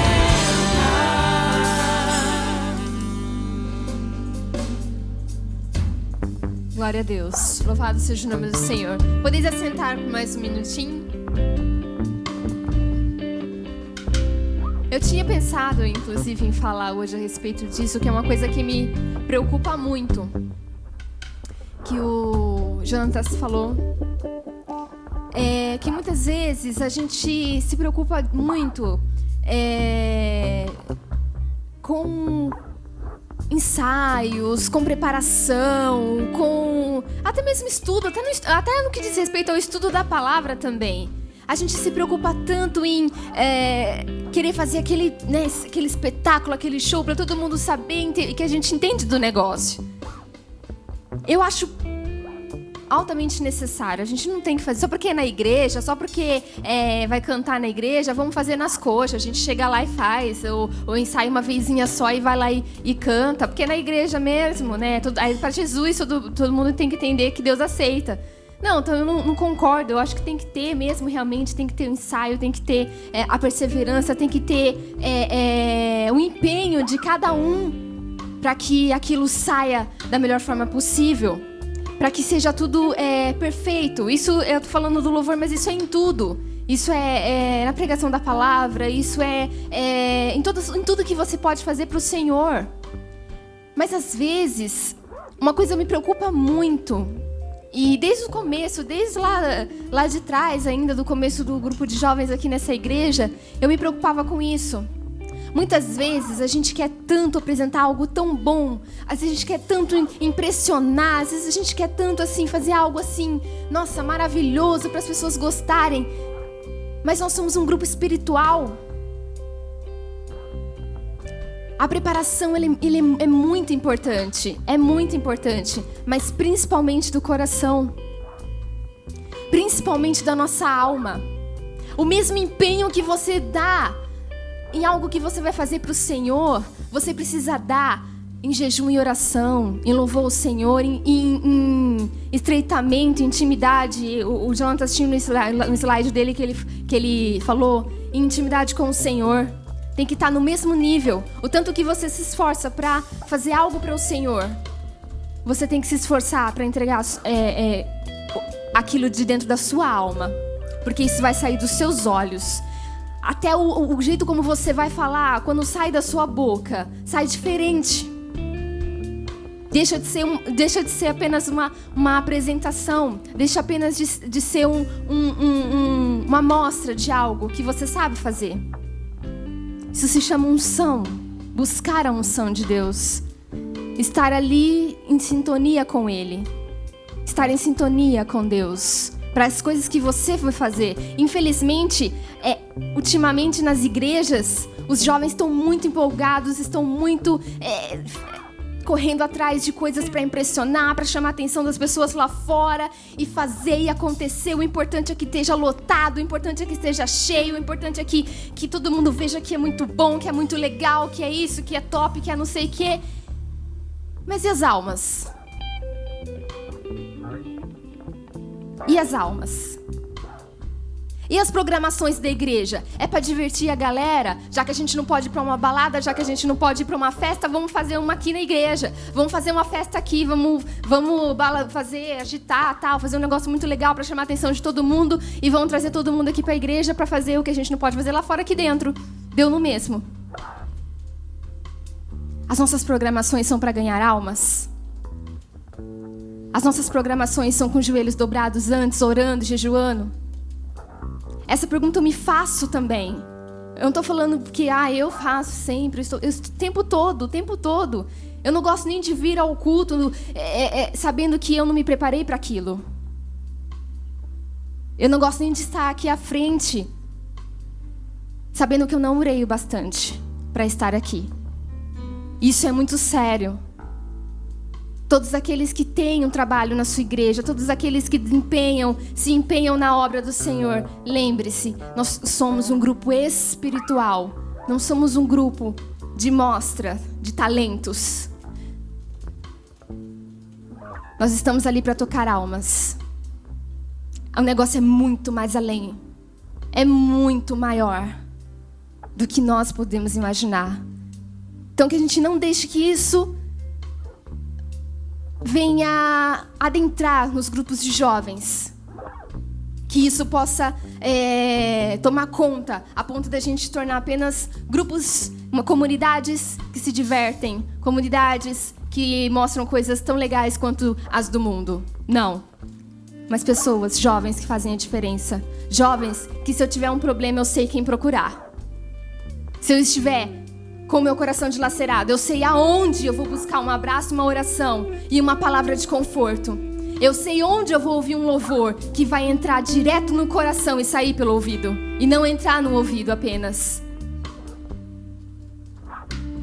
Nós temos que nos preparar cada vez mais para sermos um grupo, em todos os lugares que nós estivermos, que toca almas e que toca vidas. Glória a Deus. Louvado seja o nome do Senhor. Eu quero agradecer o Jonatas. Ele esteve conosco durante todo esse ano. Ele faz faculdade aqui na seminário, na Presbiteriana, no Mackenzie. E ele sempre foi uma pessoa muito alegre, uma pessoa muito boa, uma pessoa muito companheira, é aquela pessoa assim, pau pra toda obra, tá ali, se precisar, pessoa muito fácil de lidar, só que ele tá terminando o curso, né? Então ele vai voltar para a cidade dele e vai nos deixar, vai nos abandonar. Isso é muito chato. Isso é muito chato, perder um jovem tão interessado. Então nós vamos orar pelo Jonatas. Jonatas, pode vir aqui, por favor. Nós vamos orar pelo Jonatas, pela formatura dele, está se formando. Agradecer a Deus por esse período que ele esteve conosco e que Deus possa abençoar você, Jonatas, nesse seu caminho de pregação do Evangelho e que você esteja sempre em sintonia com o Senhor para entregar aquilo que realmente é do interesse dele. Amém? Gostaria de chamar o pastor Marcos para vir orar pelo Jonatas. E em seguida, nós vamos tirar as nossas ofertas. O Cassiano e o Davi vão estar aqui à frente. E você pode levantar do seu lugar enquanto o nosso grupo de louvor toca um louvor ao Senhor e trazer a sua oferta e colocar na salva aqui na frente.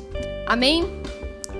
E depois eu ainda vou dar os últimos avisos desse mês para os jovens. A paz para os irmãos. Amém. Agradecido, irmãos, por este culto maravilhoso. Pela presença também maciça dos nossos irmãos da igreja da presbiteriana. Quantos são da igreja presbiteriana? Levante a mão. Quantos? Muito bem. E também um pastor da igreja presbiteriana hoje aqui pregando. É maravilhoso. Vamos, irmãos, nos colocar em pés e vamos orar. Agradecer ao Senhor. Até o mês de dezembro, ele vai estar aqui ainda concluindo seu curso. E penso que ele vai levar aqui de Campinas, aqui desta igreja, algo de suma importância para o Espírito Santo. O Espírito Santo, aqui, terra, porque o Espírito Santo já mora no seu coração. E que ele possa agregar valores ali, naquele estado, naquela igreja, e que a boa sementeira possa se espalhar ali e agregar muito para o reino dos céus. Amém? Quantos puderem levantar a sua mão, que mão assim estendida, eu estou te abençoando. Pai Celestial, nós te louvamos, Senhor, por esta noite tão maravilhosa. Quando aqui, Senhor, os louvores vieram para enaltecer o Teu nome. Quando aqui, Senhor, os Teus filhos se agregaram nesta casa para render ações de graças e apresentar, Senhor, o melhor para Ti. Receba, Senhor, como um cheiro suave. Tudo isso, Senhor, venha contribuir, Senhor, para o crescimento e desenvolvimento dos Teus filhos. Queremos pedir, Senhor, para cada músico, por cada um, Senhor, que louvou o Teu nome, para cada um, Senhor, que se moveu em qualquer direção, em favor, Senhor, do Teu reino, possa, Senhor, descer sobre ele a Tua graça, o Teu favor imerecido.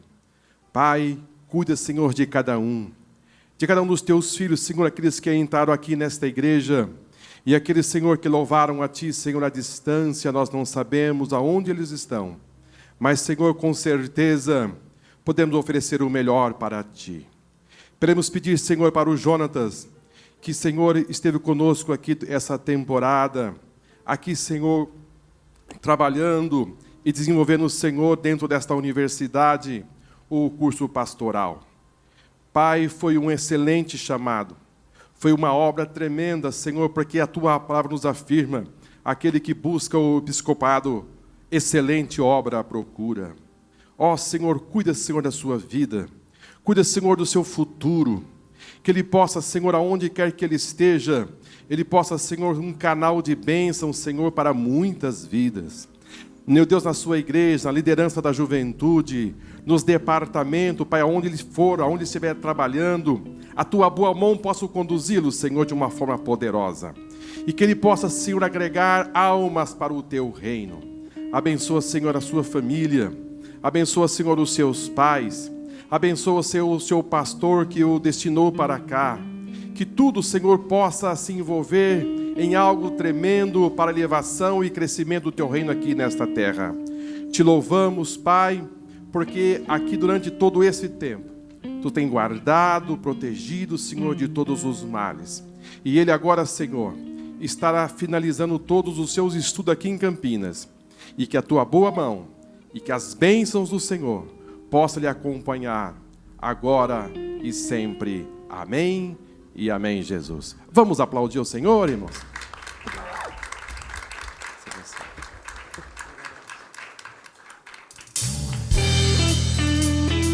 Aleluia! Eu convido você para lutar comigo em Jericó. Vamos bem alegre, dizer a todos: vem comigo lutar em Jericó.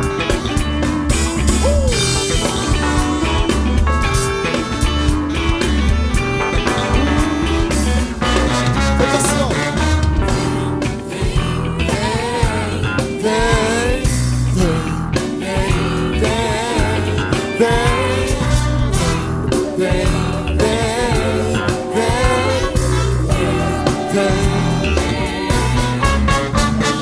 Vem com Josué lutar em Jericó, Jericó, Jericó. Vem com Josué lutar em Jericó e as muralhas ruirão. Vem com Josué lutar em Jericó, Jericó, Jericó. Diga! Vem com Josué lutar em Jericó e as muralhas ruirão. Suba os montes devagar, que o Senhor vai guerrear. Cerque os muros para mim, Jericó chegou ao fim.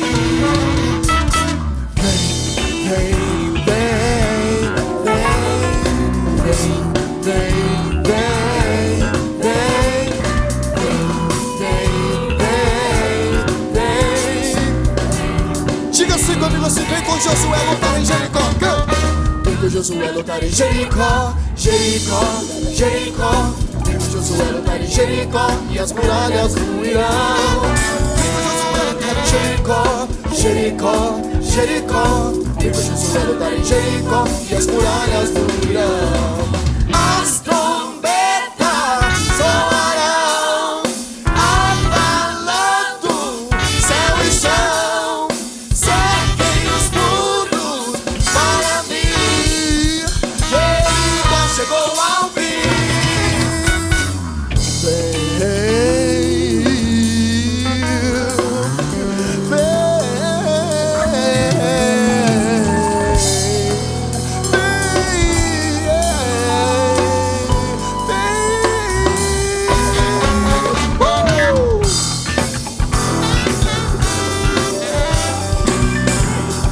Josué lutar,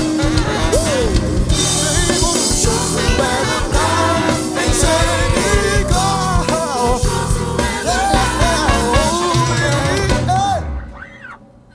Amém. Amém. Aplauda o Senhor. Aplauda o Senhor, porque Ele merece. Muitas pessoas hoje estão comemorando o chamado Halloween, Dia das Bruxas. Mas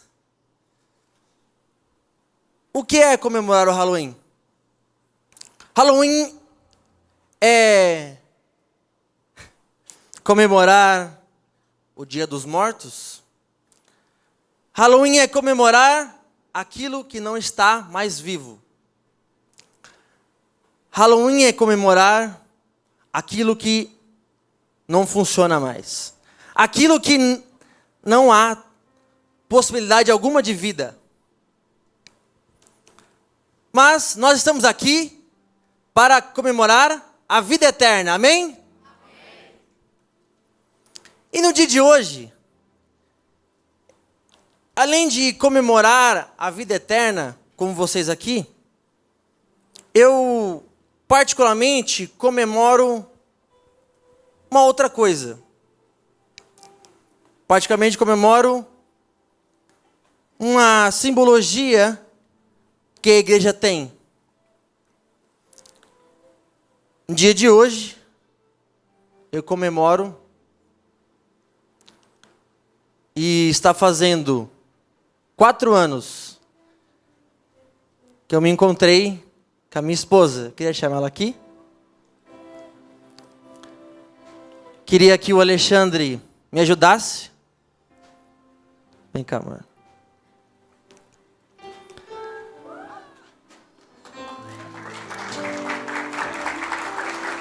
Eu queria dizer que fazem 4 anos que estamos juntos, casados. E Deus tem nos proporcionado experiências incríveis juntos, como uma família. Apesar de todos vocês serem minha família, ela é a minha família particular. E como eu havia falado anteriormente, hoje é comemorado o Dia das Bruxas, mas eu comemoro o dia da minha princesa. O dia que eu encontrei. Mas eu não vim aqui somente falar sobre a minha vida particular. Eu quero usar esse exemplo do casamento para falar com você agora. Pois como as pessoas comemoram o Halloween como o Dia dos Mortos, eu não quero que ninguém que esteja aqui esteja morto. Eu não quero que ninguém aqui não tenha a vida eterna. Jesus veio para nos salvar. E nós temos uma simbologia maior para essa salvação que Jesus veio nos dar. A Bíblia nos afirma que Ele vem buscar a noiva. Ele vem buscar a escolhida. E nesse momento, eu não quero que você comemore nunca mais o dia da sua morte. Eu quero que juntamente comigo, hoje, você comemore o dia do seu casamento.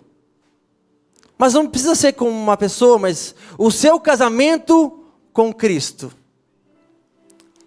O seu casamento para a vida eterna. O seu casamento que te dará a vida eterna. Eu quero que você lembre dessa data como eu me lembro. Como se fosse o dia que você se casou. O dia que você se aproximou de Cristo. E disse: eu viverei contigo para sempre. Para sempre. E sempre. Esse pedido está aberto a todos. Aquele que não tem ainda a vida eterna, não tem a salvação em Cristo Jesus, venha aqui à frente. Nós vamos orar por você. E te apresentar diante do noivo, Jesus Cristo. Aquele que pode sarar todas as suas feridas, tirar todas as suas iniquidades. Nós não temos muito tempo. A porta está aberta para você. Eu quero que você se lembre desse dia de hoje como eu me lembro. Como o dia que você se uniu a Cristo. Pela internet temos 4 pessoas. Vamos aplaudir o Senhor pelas pessoas que lembrarão desse dia, como eu me lembro, porque eles estão entregando a sua vida a Cristo. Nós temos a Carla Menezes, de 46 anos. Temos o Jonathan Ferreira da Silva, de 28 anos. Temos a Deise Cardoso de Mello, de 24 anos. E temos a Josiele Arujo de Souza, de 22 anos. Que Deus possa abençoar as suas vidas. E que você possa lembrar desse dia, como eu me lembro, quando você aceitou a Cristo. Entregou a sua vida a Ele. Porque um dia Ele pagou todos os nossos pecados. Queria chamar aqui os pastores para orarem por essas vidas que aceitaram a Cristo pela internet. E logo após estaremos encerrando o nosso culto. Que Deus abençoe. Em nome de Jesus. Amém. Amém? Muito bem. Antes de nós fazermos esta oração, eu acabei me esquecendo de apresentar o irmão Marcelo. Faça assim, irmão Marcelo. Amém? A Carla, sua esposa, é isso? Muito bem. Também a filha. Já é o segundo culto dos jovens que eles voltam, e isso é muito importante, porque se voltou porque gostou. Amém? Muito bem, nós temos aqui 5 conversões, né, irmãos? Nós vamos orar por essas pessoas que aceitaram a Jesus. Em algum momento das suas vidas, eles disseram sim para Jesus. Se você está conosco pela internet e deseja aceitar Jesus nesse momento, você pode também se manifestar aí onde você está e preencher todo esse cadastro, e assim você está formalizando todo o seu pedido. Amém?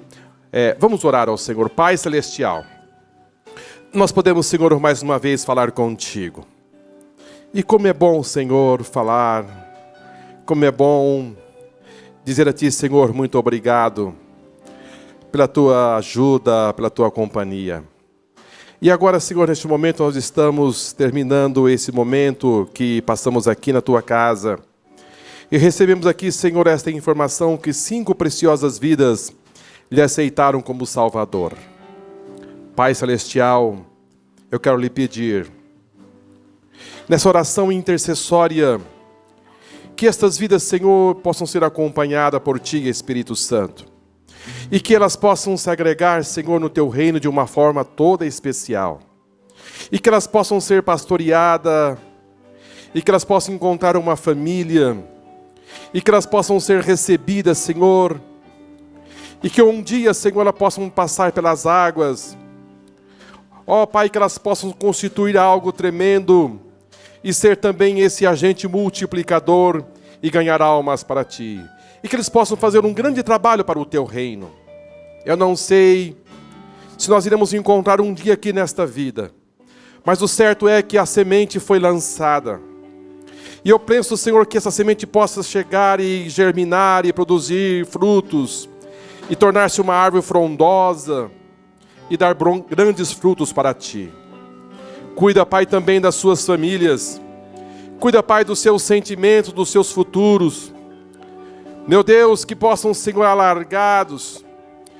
Que tanto, Senhor, no corpo físico, na alma e no espírito, possam ser radicalmente curados para a glória do Teu nome. Pai Celestial, nós como igreja aqui em Campinas, Vila Nova, nós os colocamos nas Tuas mãos, na certeza plena da vitória, em nome de Jesus. Amém e amém. Vamos aplaudir ao Senhor por estas vidas, irmão? Amém. Glória a Deus. Irmãos, podem se assentar por mais um minuto? Glórias a Deus. Bom, eu queria agradecer a presença dos nossos visitantes. Segundo informações, vocês cancelaram o culto para estar aqui conosco, da Igreja de Jardim Guanabara. E eu agradeço muito a presença de vocês e que vocês tenham como essa igreja uma segunda casa e estejam sempre sabendo que aqui tem uma família para vocês. Então, vocês podem estar aqui, tem passe livre conosco sempre. Glória a Deus. Amanhã, depois da nossa escola dominical, teremos o nosso culto em inglês. O culto em inglês acontecerá amanhã às 11 horas. Então, quem tiver interesse, vocês que vieram hoje, que estão estudando inglês, ou gostam, ou já falam inglês e querem continuar treinando, podem estar aqui conosco amanhã às 11 horas e participar do nosso culto em inglês. Oi? Depois da escola dominical, gente, escola dominical às 9 horas. Depois da escola bíblica, às 11 horas, nós temos o nosso culto em inglês. Tá? Outra coisa. Bom, gente, esse é o nosso penúltimo culto, como muitos de vocês sabem. Em dezembro nós não temos o nosso culto, porque desde é ano novo e tal. Então, é corrido e tudo. Então, nosso último culto é em novembro. Nossa festa de final de ano vai ser, então, em novembro. Estamos aí pensando no que nós podemos fazer, algumas ideias, precisam ainda de algumas confirmações do que nós vamos fazer no final do mês. Então, fiquem ligados na nossa página do Epicenter, tanto no nosso site, como também na nossa página no Facebook. Tem gente que falou para mim assim, como assim? Eu não estou nessa página do Facebook, eu não sei as coisas que estão acontecendo e tal. Então, fala com os meninos lá em cima, fala, olha, me adiciona lá na página do Facebook do Epicenter, para eu ficar sabendo das coisas, chegarem para mim os recados e tal dos nossos eventos. Então, em novembro, nós vamos ter a nossa festa.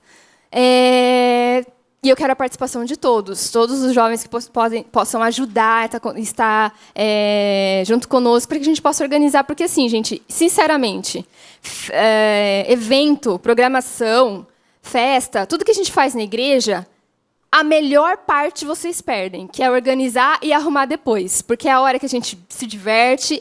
Eu me divirto mais, 90% mais, na organização e depois, quando a gente vai arrumar. Não estou falando isso porque eu quero gente aqui para limpar depois. Não, é porque realmente, de fato, é a parte mais legal. É a organização, é ver as ideias, a criatividade do pessoal, a gente aqui fazendo as coisas. E às vezes fica de madrugada. Ano passado a gente ficou das 7 da noite na sexta-feira até as 5 da manhã no sábado. Então, foi muito divertido. E aí depois teve a festa. Na festa eu estava cansada, fiquei mais sentada do que em pé e tal. Não vi a hora de acabar. Acabou, vamos limpar e ir embora. Mas a parte mais legal é organizar e depois, quando dá tudo certo. E aí a gente organiza tudo de novo e se diverte e fica muito alegre por ter o nosso esforço está ali, o nosso suor está ali para fazer aquele evento. Então, eu quero a ajuda de todos vocês para a gente organizar a nossa festa de novembro. Fiquem ligados para a gente ir conversando para ver direitinho o que a gente vai fazer, o que vai ser mais legal para nós em novembro fazer. E ano passado foi um jantar, né? Que o Thiago fez para nós, ele fez gastronomia, tudo, e fez um jantar super especial para nós. Esse ano a gente está querendo fazer uma coisa mais, sei lá, um rodízio de pizza, hambúrguer, batata frita, né? Porque, afinal de contas, é o que vocês gostam. Rodízio de pizza, batata frita e etc. Então, vamos ver o que a gente vai fazer. E eu conto com a ajuda de vocês, com a criatividade de vocês, quero as dicas de vocês, a opinião de vocês. Nossa, seria legal se a gente fizesse isso, isso, isso. A maioria das vezes, o evento todo é feito com as ideias que o pessoal vai trazendo. Olha, eu acho muito legal se a gente fizesse isso, isso, aquilo, outro, ia ficar muito divertido e tal. Pá. Então, a gente vai organizando assim. Então, eu conto com a ajuda de vocês em novembro para a nossa festa. Fiquem ligados que a gente vai passar as informações. Só isso, né? Não estou esquecendo de nada? Glória a Deus. Então, vamos encerrar o nosso culto. Já estamos quase, vamos encerrar 10 horas da noite. Me perdoem por ter passado tanto do horário. Mas, glórias a Deus, que esse culto foi uma bênção. Pastor, com a bênção apostólica. Amém, glória a Deus.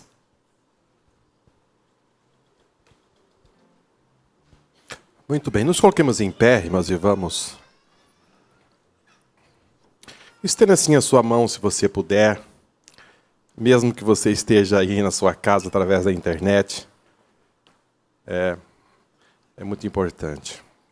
Que a graça de nosso Senhor Jesus Cristo e o amor de Deus e a comunhão do Espírito Santo seja com todo o povo de Deus, desde agora e para sempre. Todos digam. Dê um abraço forte no seu irmão e saúde com a paz do Senhor. Os nossos membros online, fiquem na paz do Senhor. Amém.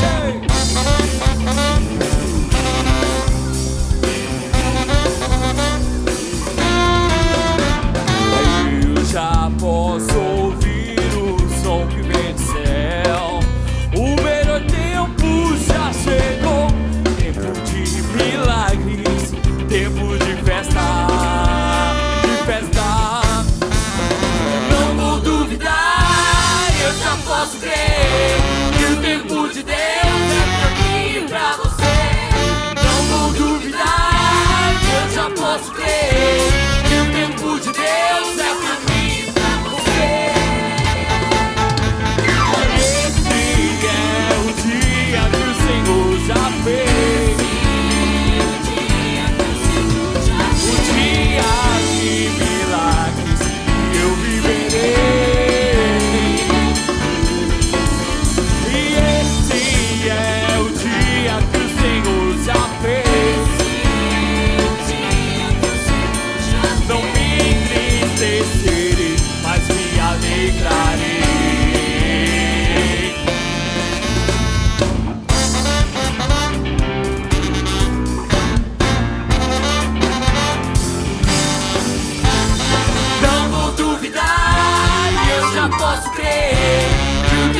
de Deus.